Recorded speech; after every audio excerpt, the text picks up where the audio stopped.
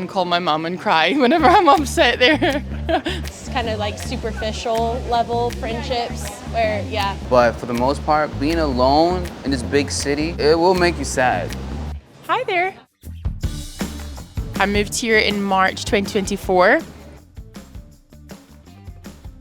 I feel like Americans in general are very positive and upbeat all the time, and I come from the UK where people are a little bit more cynical and like to complain about the weather and other things. So I've lived here about 35 years. Every couple of years you'll see a new building, you'll see something change.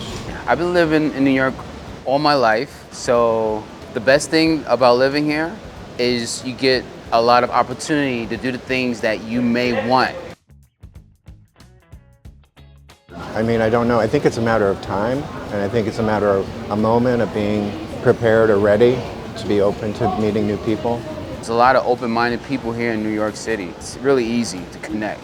Yeah. I think it's quite easy because I think a lot of people in New York have also come here from somewhere else. Yeah, I think all you really need is to know like one or two people, and then like your connections grow from there. But it's like you would go to the bar on a Friday night and you could meet new people very easily. Like if you sit next to someone, they'll talk to you. When you're in a coffee shop or when you are out at a bar, just being open to talk to people. Like one of my best friends, Stevie, I met her in a bar here.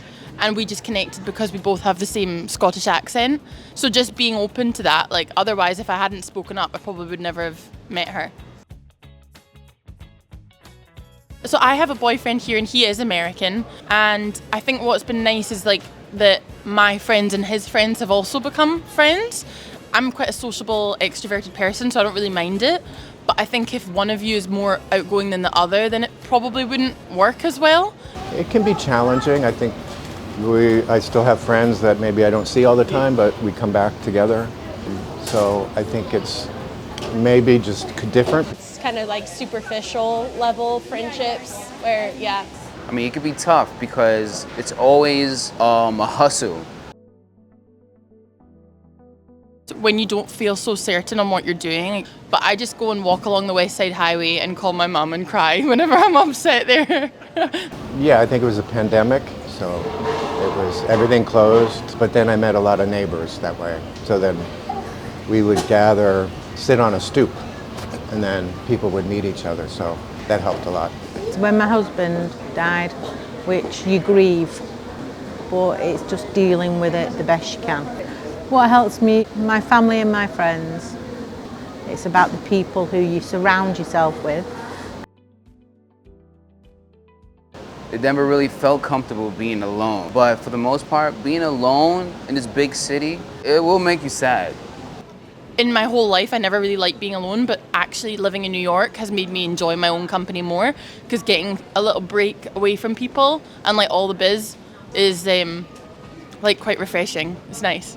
Yeah, because you build on your own strengths. So you have the ability to believe in yourself. You can be lonely but comfortable.